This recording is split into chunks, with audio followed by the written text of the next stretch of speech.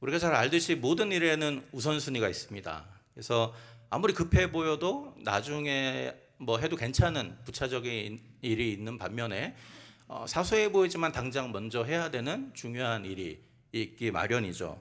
근데 이 둘을 이렇게 헷갈려 버리면, 혼동해 버리면 큰 문제가 생기죠. 2004년도 아테네 올림픽에서 실제로 있었던 일인데요. 매튜 아몬스라는 미국의 사격 선수가 매튜 에몬스군요. 이 사격 선수가 있었는데 이 선수가 마지막 라운드입니다. 이제 마지막 라운드여서 지금까지 3점을 앞서고 있어요. 다른 선수들에 비해서. 그래서 아무리 엄청난 대단한 실수만 하지 않으면 1등을 할 수 있는, 금메달을 딸 수 있는 절호의 찬스가 왔습니다. 그래서 마지막 라운드를 사격을 쐈어요. 그리고 이제 끝나고 심판이 점수를 체크하지 않습니까? 충격적이게도 심판이 이 사람에게 0점을 줘버렸습니다. 마지막 라운드에서. 왜 그랬는지 아세요? 사격을 맞춰서 10점을 맞추긴 했어요. 근데 10점이 자기 타겟에 맞춘 게 아니고 옆에 있는 중국 선수의 타겟에 맞춰버린 거예요. 그래서 0점 처리가 되고, 그래서 결국은 1등에서 꼴등으로 8등으로 내려가 버리게 되었습니다. 그 사람의 모든 것은 완벽했습니다. 자세도 좋았고 총도 잘 쐈고, 그래서 10점을 맞출 수 있었지만 정작 문제는 자기 관역이 아닌 다른 관역에 맞춰 버린 것이죠. 그러니까 자세에 신경 쓰고 모든 것에 신경 쓰다가 정작 중요한 관역을 맞추는 일에 실패를 해버리게 된 것이죠. 어쩌면 우리의 신앙생활에서도 마찬가지로 우선순위를 세우는 것이 중요하지 않나라는 생각을 해보게 됩니다. 근데 그 중에서도 오늘은 기도의 우선순위에 대해서 함께 좀 생각을 해보려고 합니다. 사람마다 기도하는 방식은 다를 수 있고 또 기도의 내용이 다를 수 있습니다. 어떤 분들은 너무 기도할 게 많아가지고 막 기도하다가 오늘 이것도 기도 못했네 이러고 돌아가시는 분이 있을 수도 있고요. 어떤 분들은 또 완전히 반대로 한두 마디 기도하다 보면 더 이상 뭘 기도해야 될지 몰라서 그냥 머뭇거리다가 내가 이게 기도가 제대로 하고 있는 게 맞나? 이렇게 고민하는 분들도 있을 수 있습니다. 근데 두 경우 모두 무엇을 가장 먼저 기도해야 하는지를 이해하면은, 그렇죠? 우리가 좀 더 하나님의 마음에 합한 기도를 할 수 있게 되겠죠. 그래서 아무리 많은 것을 다양한 시간 기도했다 할지라도 정말로 하나님이 원하시는 본질적인 일을 기도하지 못했다면 그 기도는 허공을 치는 기도가 될 수 있고, 반대로 아무리 적은 시간 작은 것을 위해 기도했다 할지라도 그 기도가 하나님이 정말 원하시는 것이 무엇인지를 이해하는 사람이라면 그 기도가 하나님 마음에 합한 기도가 될 수 있겠죠. 그렇기 때문에 다른 모든 것보다 우리가 가장 먼저 기도해야 될 본질적인 기도가 무엇인가를 이해할 필요가 있는 것입니다. 이 기도에 대한 본문이 많이 있지만 오늘 읽은 골로새에서는요, 어떤 본문보다도 기도의 우선순위에 대해서 굉장히 잘 알려주는 본문이라고 생각이 됩니다. 이 골로새는 우리가 지금 잘 아는 터키에 있는 그 지역이었고요. 과거에는 소아시아라고 불리던 지역입니다. 그래서 요한계시록의 수신지가 이제 소아시아에 7교회에 있는데 골로새도 바로 그 옆 동네예요. 그래서 바울도 오늘 골로새서 뒤에를 보면 바울이 골로새서를 쓰면서 너희가 이 편지를 읽은 다음에 그 소아시아의 지역에는 라우디게아 교회에게 전달을 해줘라 이렇게 이야기합니다. 그만큼 굉장히 사이가 좋고 바로 옆에 있는 동네라는 것을 우리가 알 수 있죠. 그런 점에서 이 골로새 교회가 가지고 있었던 여러 가지 문제들은 우리가 계시록에 나오는 7교회가 가지고 있었던 여러 가지 문제들과 비슷하다고 우리가 추정을 해볼 수 있습니다. 그 문제들은 대표적으로 두 가지예요. 하나는 우상 숭배에 관련된 문제이고 다른 하나는 황제를 숭배하던 문화에 대한 내용입니다.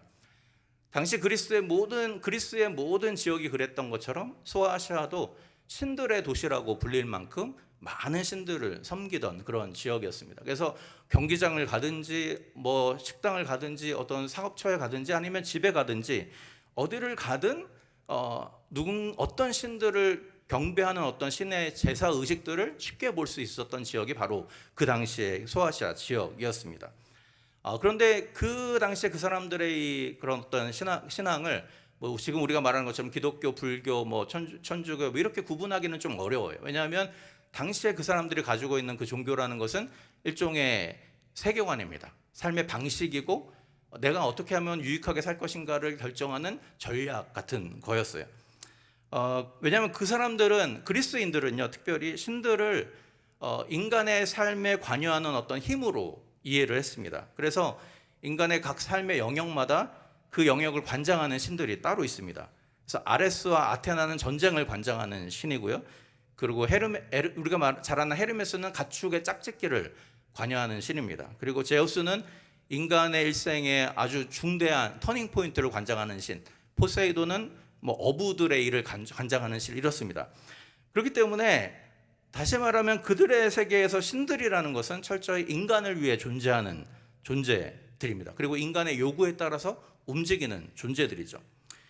그들이 황제를 숭배한 것도 마찬가지 문화적인 배경이 있습니다. 이제 로마 제국이 막 왕성해지면서 황제가 힘을 얻게 되죠. 그러니까 이전에 제우스나 뭐 아테나나 이런 신들이 관장하던 영역의 모든 힘을 황제가 갖기 시작해요.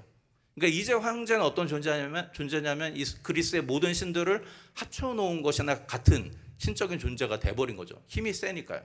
그러니까 그런 황제를 숭배하지 않을 이유가 없는 것입니다. 그러다 보니까 이제 로마도 황제가 우리 제국의 평화를 갖다 준다 이렇게 선전을 하고, 이 소아시아의 지역의 사람들도 그것을 받아들여서 열심히 황제 숭배에 열심을 내던 그런 시기였습니다. 자, 이런 문화권의 사람들에게 기도란 어떤 의미였을까요? 기도. 그들에게 기도란 신들을 조종해서 자신의 이익을 추구하는 어떤 욕망의 발현, 이것이 그들의 기도의 모습이었습니다. 자신이 필요한 영역에서 가장 막강하다고 여겨지는 신들에게 찾아가서 예물을 드리든지 제사를 드립니다. 그리고는 자신의 욕망을 성취해내는 것이 그들이 생각하는 기도의 의미였던 것이죠. 그렇기 때문에 평생 이런 문화에 노출되어 있다가 예수를 믿게 된 골로새 성도들의 마음속 깊은 곳에도 기도에 대한 어떤 오해가 있을 여지가 있었던 것이죠. 그래서 골로새서에 보면 여러 가지 잘못된 이단 사상에 대해서 이야기하는데, 그런 배경에 이런 어떤 잘못된 우상숭배 문화가 있다라고 우리가 볼 수 있게 됩니다. 근데 이런 혼란 속에 있던 골로새 교인들을 향해서 바울은 내가 너희들을 위해서 어떻게 무엇을 위해 기도하는지를 내가 알려주겠다라고 말하면서 그런 방식을 통해서 그들이 무엇을 위해 가장 먼저 기도해야 될지에 대해서 오늘 본문에서 이야기를 하고 있습니다. 오늘 본문을 쭉 살펴보면요, 우리 성경 있으신 분들은 다시 한번 펼치셔서 한번 보시면 좋겠는데, 제가 다시 한번 좀 읽어드리겠습니다. 9절에서 12절까지를요.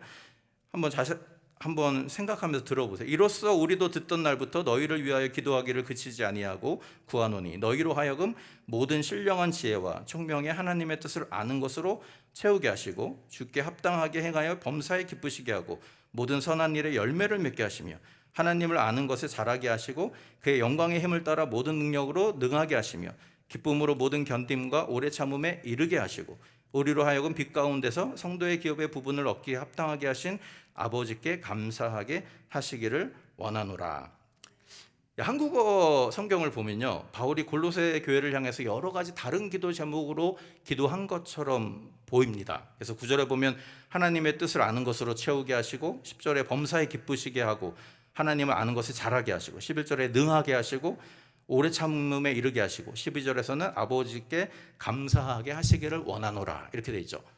그래서 이 번역을 따르면 바울이 대략 한 6가지 정도의 다른 기도 제목으로 기도한 것처럼 보입니다. 저도 예전에 한번 이런 식으로 설교했던 적이 기억이 나는데, 제가 오늘 본문을 준비하면서 그때 제가 잘못 설교를 했구나라는 것을 알게 되었습니다. 왜냐하면 본문을 원문으로 쭉 살펴보면요, 이 본문에서 실제로 바울이 기도했던 기도의 제목은 딱 한 가지입니다.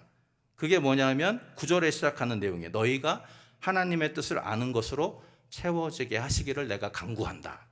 그리고 나서 이어지는 내용은요, 그렇게 너희가 하나님의 뜻을 아는 것으로 채워지기를 간구했을 때 어떤 결과가 나타났는지, 어떤 삶의 변화가 나타났는지에 대한 추가적인 설명입니다. 그래서 여러분의 이해를 돕기 위해서 본문의 구조를 잠깐 도표로 보여드리면 좋겠는데, 잘 보이실지 모르겠습니다. 글씨가 좀 작아가지고. 정리하면 이런 거예요. 앞에 내가 너희를 위해서 기도를 쉬지 않겠다라고 말하죠. 그리고 나서 내가 너희를 위해서 무엇을 기도하는지를 이야기합니다. 그게 뭐냐면 하나님의 뜻으로 너희가 하나님의 뜻을 아는 지식으로 채워지기를 원한다. 이게 기도의 내용이에요. 근데 그 결과 어떻게 되냐? 그 결과 너희가 하나님께 합당한 삶을 살게 된다.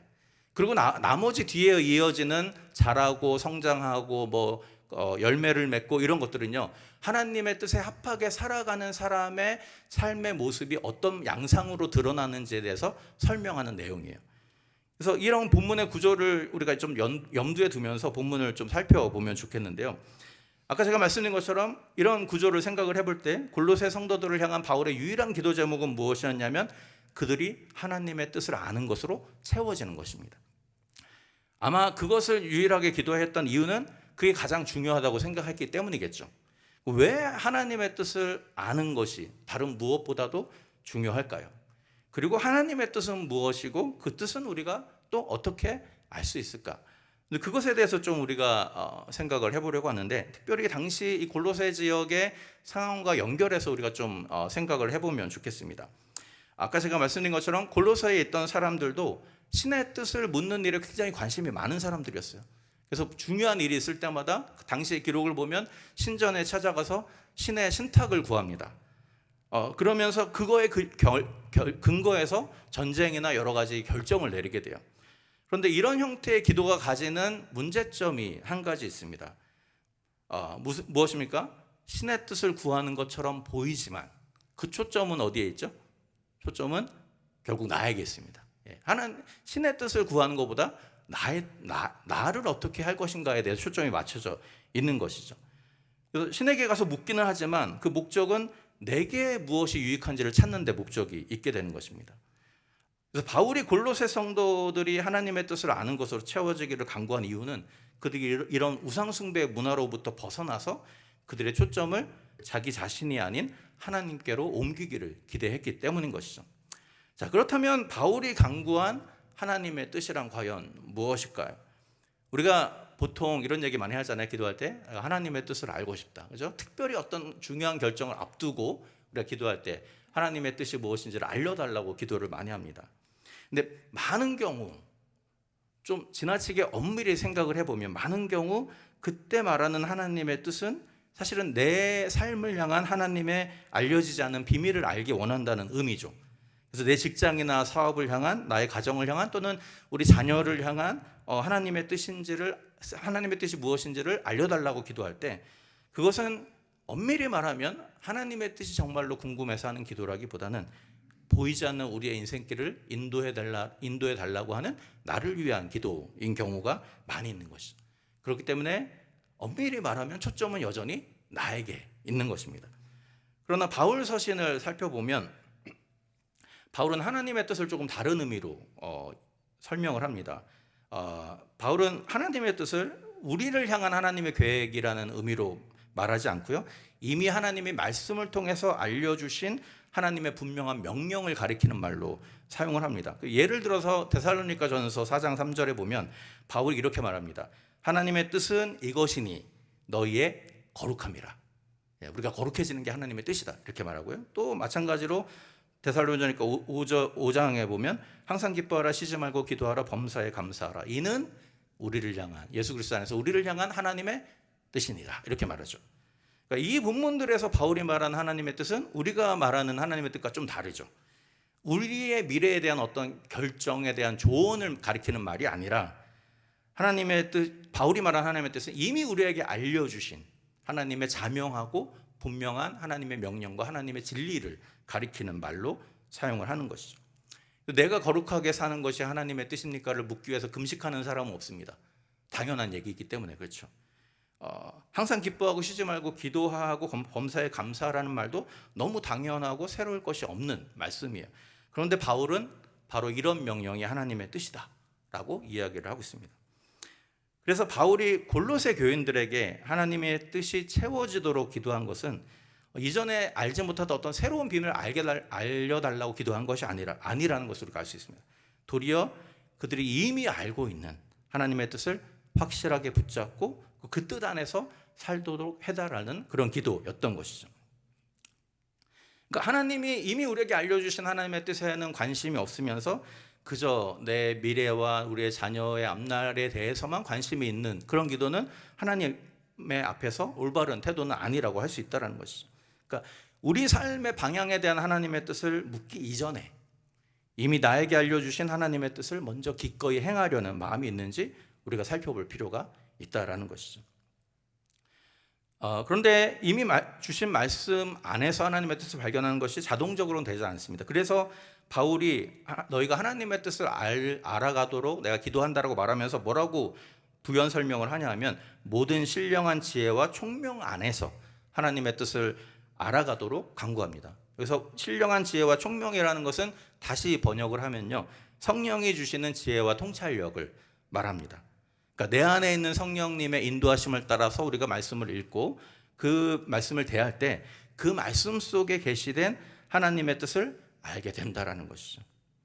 오늘 바울의 기도처럼 우리의 기도의 우선순위가 하나님의 뜻을 알아가는 일로 채워지는 것에 있으면 좋겠습니다.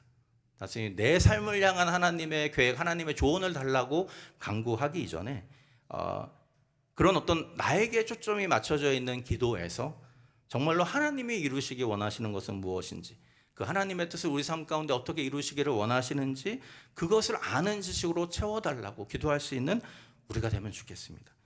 그것이 하나님이 우리에게 듣기 원하시는 가장 본질적인 기도라는 것이죠. 자, 그러면 우리가 이렇게 본질적인 기도를 우선순위에 둘 때 그 결과 우리에게 어떤 유익이 오겠는가 하는 것이 바로 10절에서부터 이어지는 나머지 내용입니다. 10절 앞부분에 나오는 주께 합당하게 행하여라는 문장이 바로 그것인데요. 이게 원어 성경에서는 이것이 결과를 나타내는 전치사랑 같이 나옵니다. 그 말은 뭐냐면 하나님의 뜻을 너희가 아는 것을 위해서 내가 기도한다. 그러면 그 결과 너희는 주님께 합당한 삶을 살게 된다. 이런 의미인 것이죠. 오늘 한국어 성경에는요, 주께 합당하게 행하고 범사에 기쁘시게 하여라고 해서 이제 두 가지를 말하는 것처럼 보이지만 원래 여기에 사용된 동사는 행하다, 살아가다 이 한 가지만 있습니다. 그래서 본문을 좀 올바로 번역하면 이렇게 됩니다. 너희가 그렇게 하나님의 뜻을 아는 지식으로 채워지면 그 결과 너희는 모든 면에서 주님을 기쁘시게 할 정도로 주님께 합당한 삶을 살아가게 될 것이다. 이런 말씀입니다. 여기서 우리가 주목해야 될 것은 무엇이냐면 주님께 합당하게 사는 것과 하나님의 뜻을 아는 것이 서로 불가분의 관계에 있다라는 것이죠.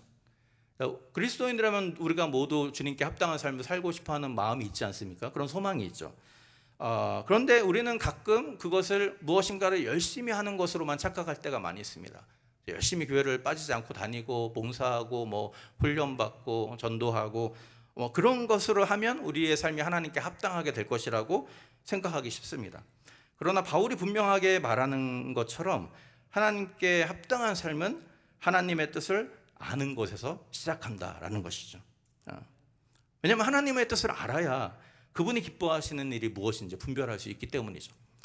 예를 들어서 빨간색을 죽도록 싫어하는 아내에게 계속 빨간색 옷과 빨간색 가방만 선물하는 남편이 있다면 여러분 뭐라고 조언하시겠습니까?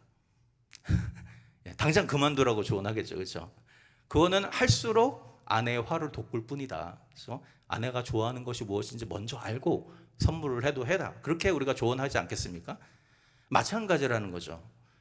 우리가 하나님의 뜻을 알지 못한 채로 하나님을 위해서 무언가를 열심히 낼 때 우리의 열심이 어쩌면 하나님의 마음을 도리어 불편하게 만들 수도 있다라는 것입니다.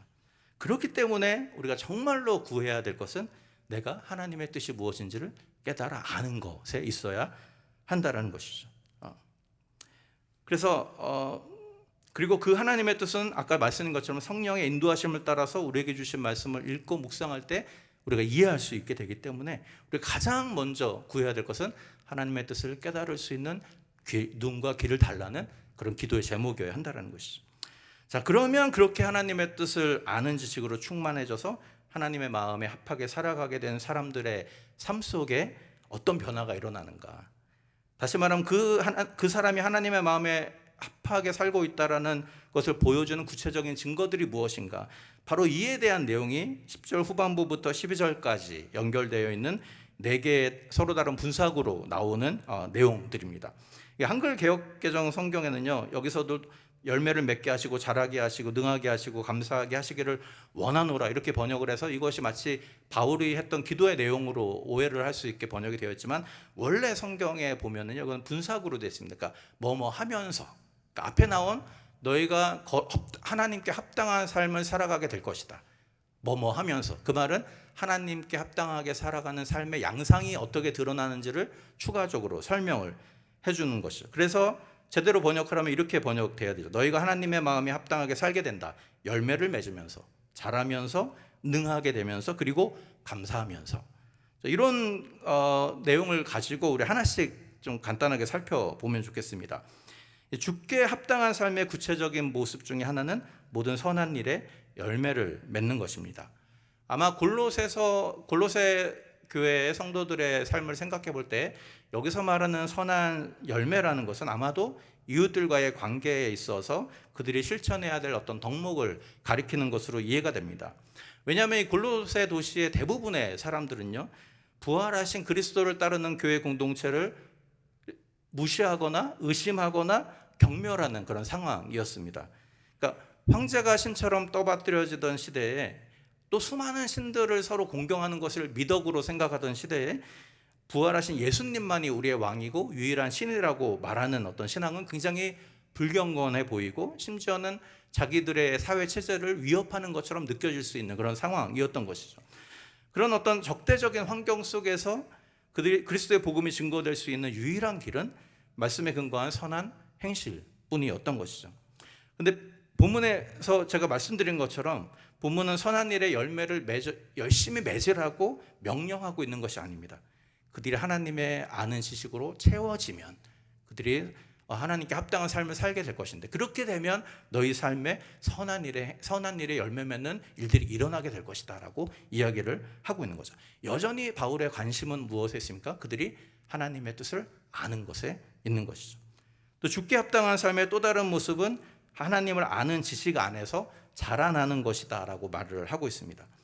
이 말은 두 가지 사실을 알려주는데요. 하나는 그리스도인의 영적인 성장의 원동력이 하나님의 말씀에 있다는 것, 하나님을 아는 지식에 있다는 것을 알려주고요. 또 그렇게 하나님을 아는 지식은 한두 번의 특별한 어떤 체험을 통해서 완성되는 것이 아니라 계속적으로 진행되어야 하는 일이다라는 것을 우리에게 말해주고 있습니다. 그래서 그리스도인들에게 정말로 필요한 것은 물론 우리가 가끔 기도하면서 여러분들 살아오면서 아주 특별한 영적인 체험을 해보신 적이 있을 수 있습니다. 저도 뭐 그런 것들을 몇 번 정도는 경험을 했는데 그런 체험이 우리에게 실제로 신앙 성장에 도움이 되죠. 하지만 돌아보면 제가 정말로 영적으로 성장했던 시간들은 정말로 힘들고 어려운 상황 속에서도 끝까지 포기하지 않고 믿음의 길을 가려고 애썼던 그런 기간들을 통해서 더 영적으로 성숙했다라는 것을 제가 생각을 하게 됩니다.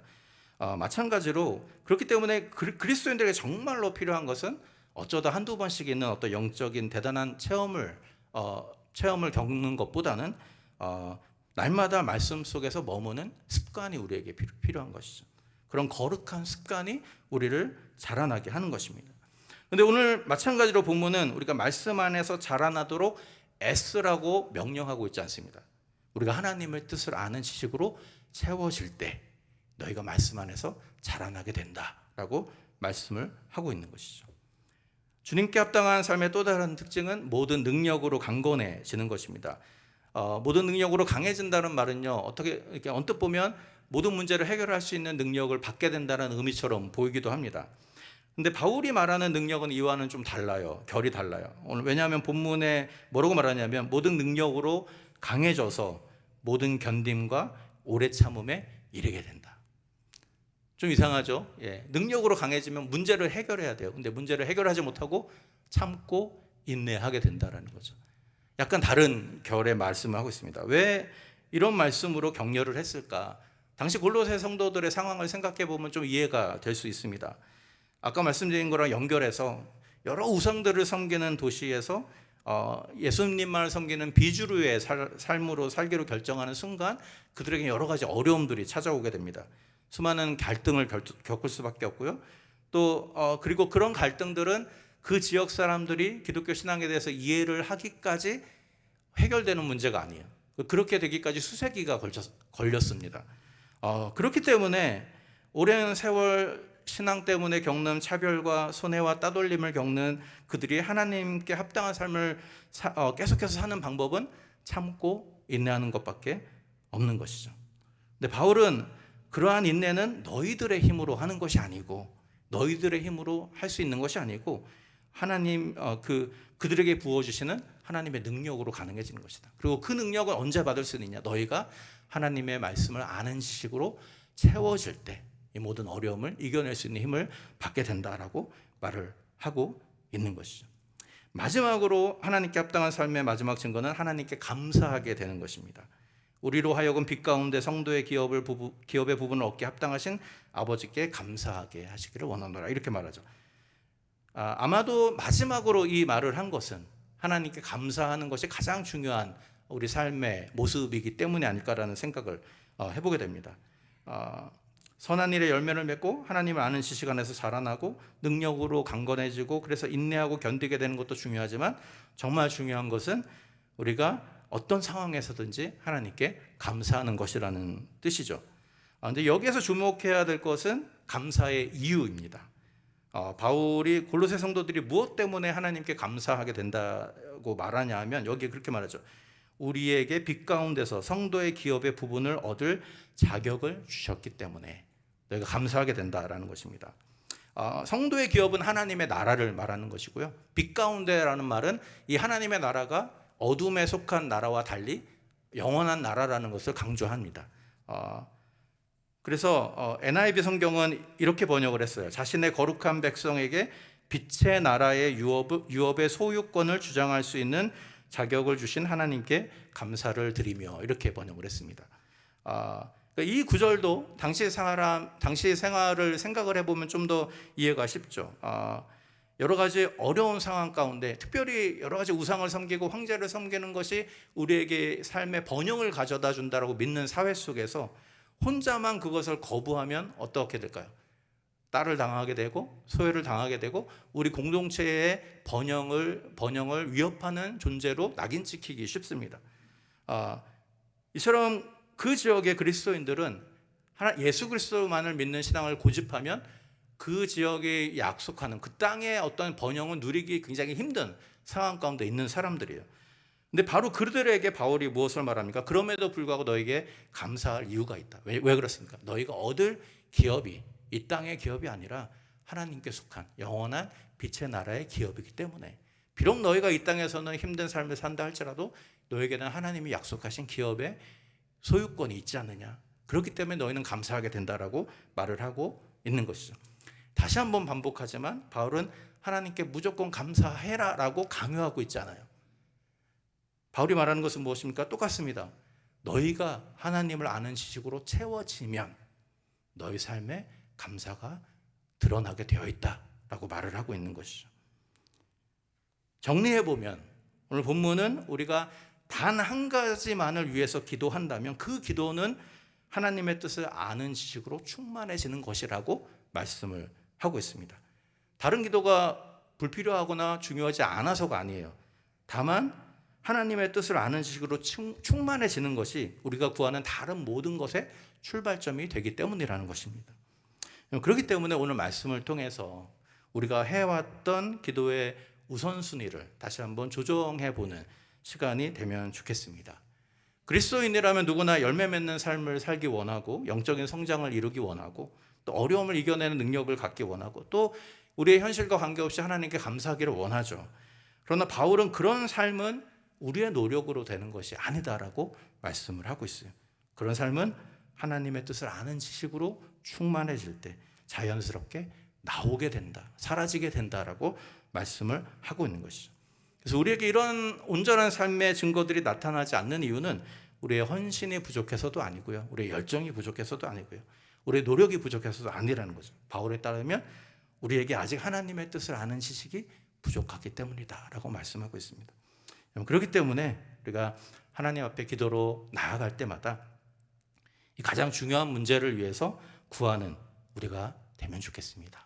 여러분, 내가 보기에 시급해 보이는 이런저런 문제만 나열하다가 끝나버리는 그런 초점이 오직 나에게만 맞춰져 있는 그런 기도를 좀 벗어나서 정말로 하나님이 나를 위해서 원하시는 것이 무엇인지, 하나님 말씀은 하나님의 뜻을 무엇이라고 가르쳐 주시는지를 이해하게 해달라는 기도로 주 앞에 나아가면 좋겠습니다. 우리가 아무리 열심히 노를 저어도 그 배의 방향이 목적지에 맞춰져 있지 않으면 열심히 노를 젓는 수고는 헛수고가 될 수 있습니다. 마찬가지로 우리가 열심히 하나님께 부르짖는다 할지라도 우리의 기도가 올바른 방향으로 가고 있지 않다면 그 기도도 허공을 치는 기도가 될 수 있는 것이죠.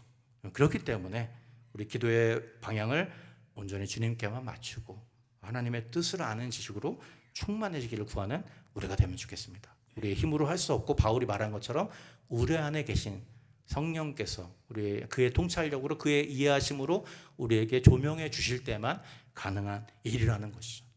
그래서 기도할 때마다 여러분 삶에서 하나님 앞에 구할 때마다 주님 하나님의 말씀 속에 숨겨져 있는 하나님의 뜻을 알게 해달라고, 그것을 알아감으로 말미암아 우리 삶에 자연적으로 변화되고 열매를 맺고 강건해지고 능력을 얻게 해달라고 기도할 수 있는 저 여러분들 될 수 있기를 주님의 이름으로 부탁을 드립니다.